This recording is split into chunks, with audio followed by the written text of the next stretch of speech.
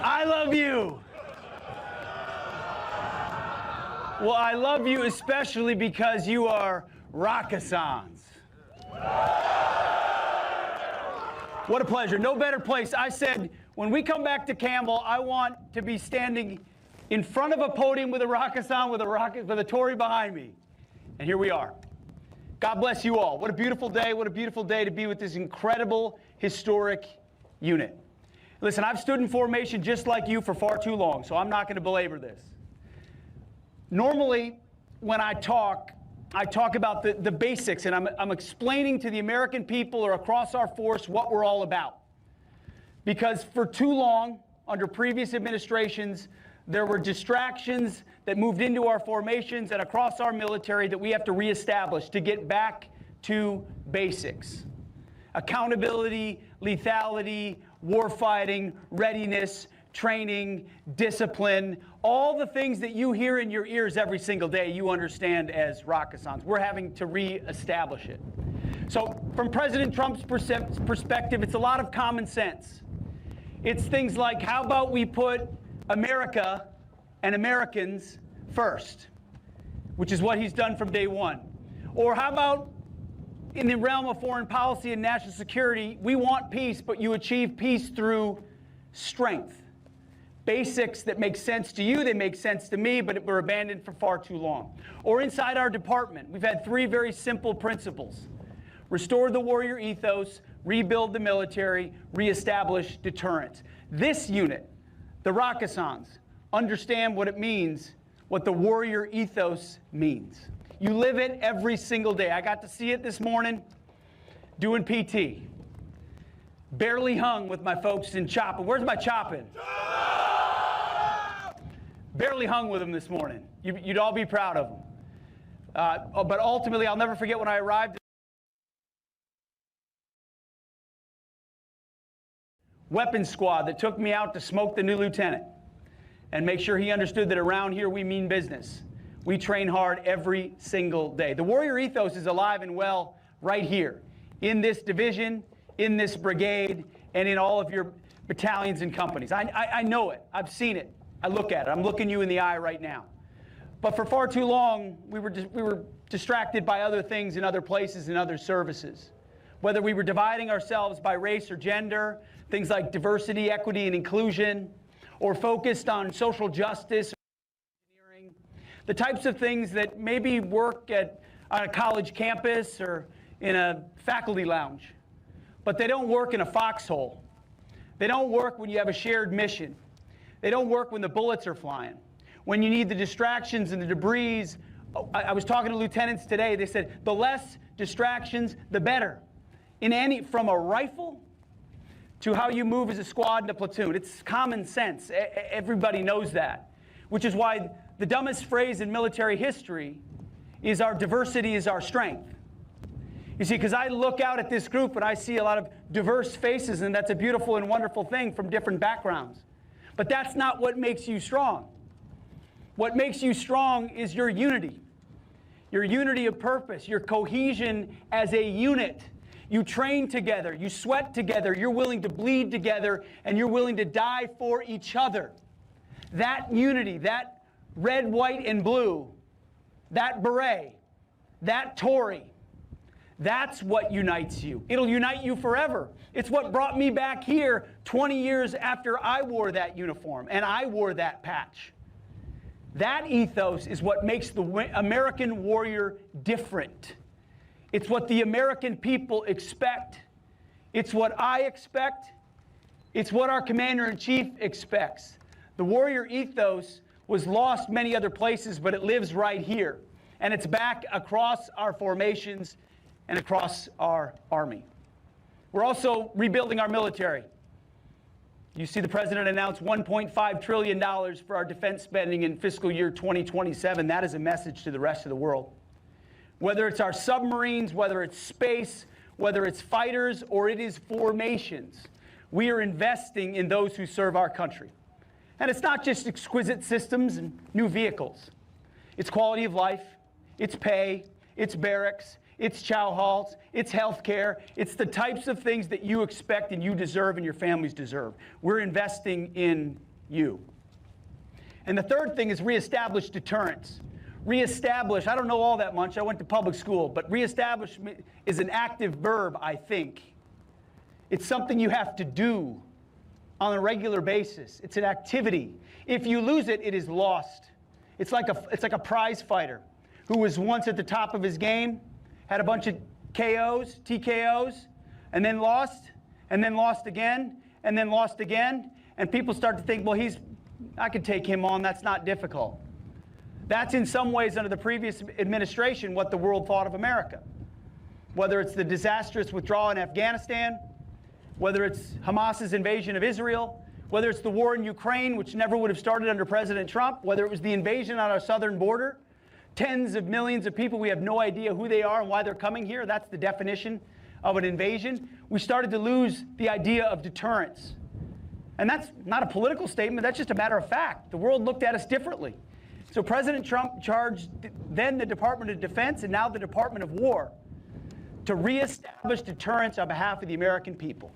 It started at our southern border. I just had a chance to get a great briefing from your division commander on what your division is doing on the southern border for the American people to lock it down. 100% operational control of the border. That's our goal. That's what will happen. Border security is national security. Or take drug cartels who operated in our hemisphere with impunity for decades. Politicians said, we'll solve that problem, we'll deal with the drug crisis, and then we would catch and release, catch and release, catch and release. Not anymore. Now, if you're trafficking drugs and you're a designated terrorist organization, you are a target. You will be struck and you will be sunk, not given another chance to bring drugs to our country. Haven't been sinking as many drug boats recently because there aren't as many out there, which is the whole point. We don't want drug boats, and when they move to land, we'll deal with it there, as they are. Deterrence. Same thing with the Houthis and Operation Rough Rider. Since Thomas Jefferson, we didn't allow our ships to be shot at. You shoot at an American ship, you pay the consequences. For a couple of years in the previous administration, we allowed that to happen with almost no response.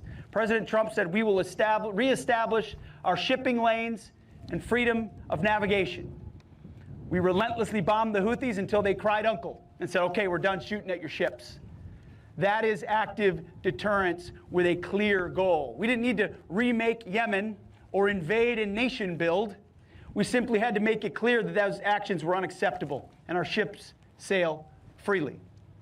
Same thing with Operation Midnight Hammer, where 7 beautiful B-2s went 37 hours back downtown Tehran before they could even be seen, obliterating Iran's nuclear program, bringing the 12 to an end, and giving Iran an opportunity to negotiate.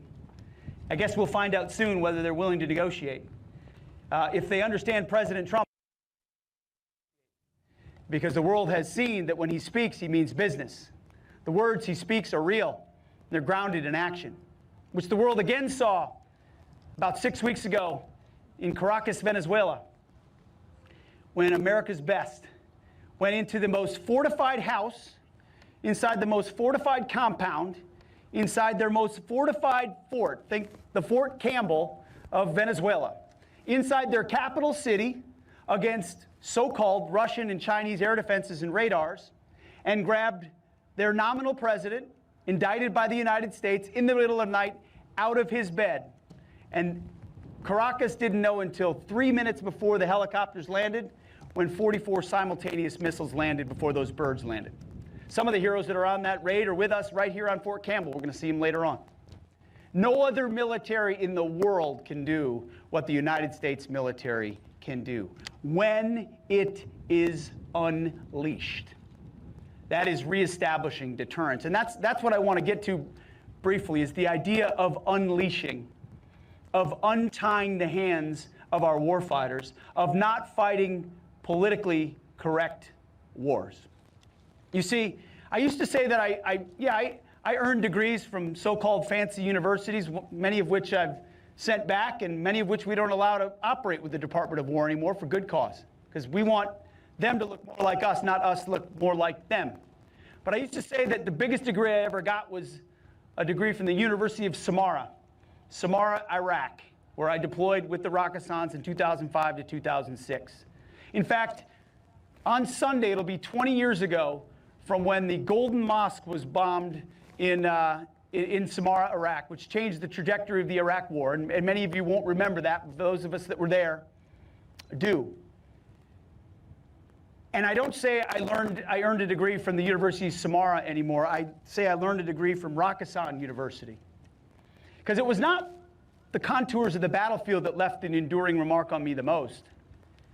It was what our soldiers were able to do when they were unleashed versus what happens to them when they are, what shall I say, constricted by confining rules of engagement, or told by leadership what they can or cannot do, or when lawyers are making decisions for commanders instead of commanders making the best decisions for their units. Ultimately, what the operators of that raid in Venezuela told me is they'd never been more prepared for a mission because they'd never been given the kind of authorities and clarity that before on that type of a mission. You see, I wasn't there telling them what they can and cannot do, or how they should operate their mission, or what type of weapon systems they should employ, or how violent they should be on the objective. They understood the mission. It was to secure and bring home 2 indicted individuals and give their lives in service of protecting those individuals. But everything in between was sheer violence of action, which I know this group understands. Our boys were coming home. And it didn't matter how many Cuban guards or Venezuelan guards had to die in the process in order to. That was clear to them. They weren't handcuffed. They weren't told what they could or could not do. Everybody understands the rules of engagement. Everybody understands following the law. No one's talking about anything outside of that. We're talking about unleashing. Because too much of what I saw, and I'm here with Eric Garrissey, a name that should be well known inside this unit. Received a Silver Star for actions in 2008, was upgraded recently to the Distinguished Service Cross for actions in Baghdad in 2008, the deployment after mine. He's now a senior advisor to me at the Pentagon. Every single day we talk about what the needs of the Army are across our entire force. He was also my first sergeant when I was chopping 2-6, second platoon leader, chopping Charlie, 3187 of the Rakkasans during that deployment. He was my first sergeant. You guys will appreciate this. I showed up 3 weeks before the deployment. It's a long story. I wrote about it in one of my books. 3 weeks before the deployment, I was a National Guard, non-Ranger qualified, non-air assault qualified, Wall Street, Ivy League guy. And Eric Garrissey looked at me and said, "What the fuck did I just get? Who is this guy? Is this some John Kerry?" Literally what he said. And he took it upon himself to ensure that if I was there for the right reasons. If I was there to prepare my men. If I was there to learn from my NCOs. Draw every piece of wisdom I could from them. Train my guys harder than any other squads, platoons, companies across the regiment to ensure that we were prepared for combat. And we served under Colonel Michael Steele, who was famed for the actions in Mogadishu with the Army Rangers, had seen combat. We had not, but understood that crucible. And in those split seconds, you needed to be ready to act, to be precise, to move swiftly. Feels it in your gut in that moment, but does your training take over and kick in so you're willing to do what needs to be done on the objective and at that decisive moment? Eric Garrissey looked at a new lieutenant and said, he needs to be ready. And I'm going to ensure he's empowered and his platoon is empowered so that very first night air assault mission in Baghdad that happened just before Christmas of 2005, that platoon is prepared on the objective for the mission they're undertaking. And Eric Garrissey was right there with me on those birds, making sure that we were. His job was to have my back and empower us. And I felt that from the company commander to the first sergeant, but I didn't feel it in some other echelons. And that's where the problems came. when there were leaders who were more concerned about their own careers, or more concerned about risk mitigation, or more concerned about a perfectly briefed PowerPoint, or really restrictive rules of engagement, or all they did was listen to lawyers, or they were interested in humanitarian and nation building, as opposed to empowering warfighters. And when that happens, you have trigger pullers who are thinking more about what's behind them, meaning what consequences they may face from those they serve, than the enemy that they have to close with and destroy. And that's a mentality that we are hell-bent on changing, ensuring that at every level, your leaders know that we have your back. We have trained you to do difficult things. I got to meet Cody today. Cody went to the Citadel. He's a lieutenant. He's my counterpart. He's chopping 2-6 right now. He holds the position that I had. We stood in his office. Where is he? I don't know Cody. I met him today. But I know him now. And he's an incredible American. The absolute best of America, just like all of you. Joined because he wanted to serve his country. Because he wanted to serve with the best. He wanted the toughest challenges every single day. And he was willing to do it on behalf of the American people in the prime of his life. He could go do anything else, just like so many of you. You chose to do this. And someday, your nation may ask you to do something very difficult, up to and including the price of your life. And I'll be damned, as long as we're standing the watch, if we don't give you everything conceivable that you need, most especially the authorities, to execute that mission, to ensure, as Colonel Steele used to say, our brigade commander, we're going to give that poor son of a bitch on the other side the opportunity necessary to die for his country. Our boys are coming home and they're not. And some things that you do maybe aren't popular in polite society.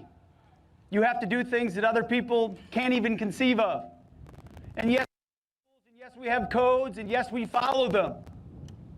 But ultimately, we unleash you to be the warfighters that you want to be, so that you're most worried, only worried about what's in front of you, the objective in front of you, and not those in air-conditioned offices and politicians in Washington who make an existence second-guessing you, who want to question why you made that decision in that moment. That's not our job. Our job is to give you what you need to succeed and have your backs.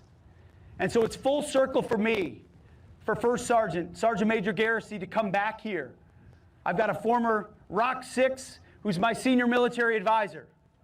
The Rockisans are well represented at the center of the Pentagon, because we want that warrior ethos represented in the decisions that we're making. It's full circle to be here. And part of what the President of the United States has charged me with doing is ensuring that when we go into a fight, it is not a fair fight, because we are untying the hands of our warfighters.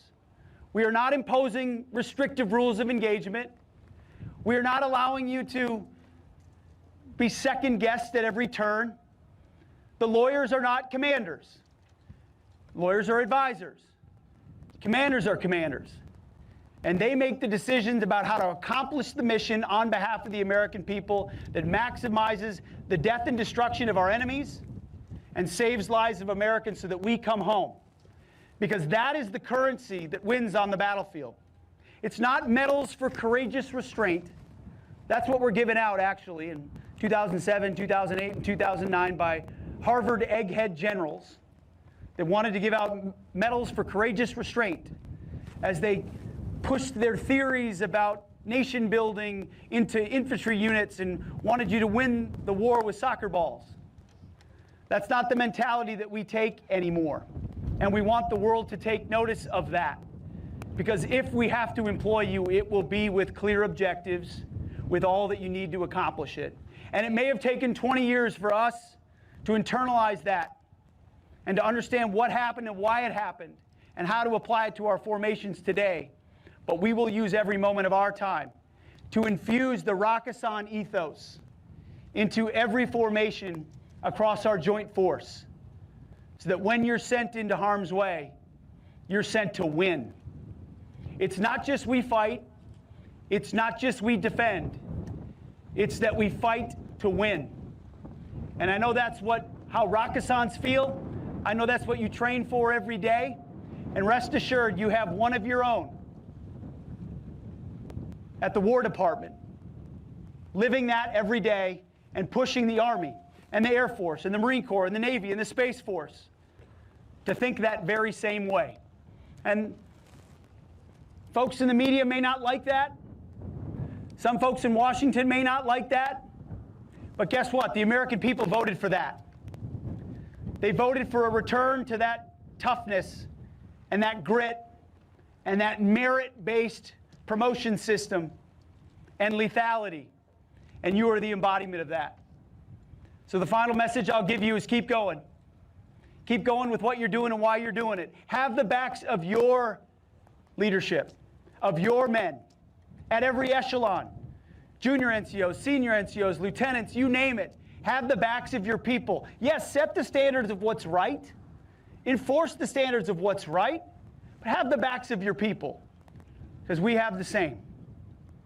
So God bless you all. And let me say, let valor not fail. I know it won't here. God bless you all.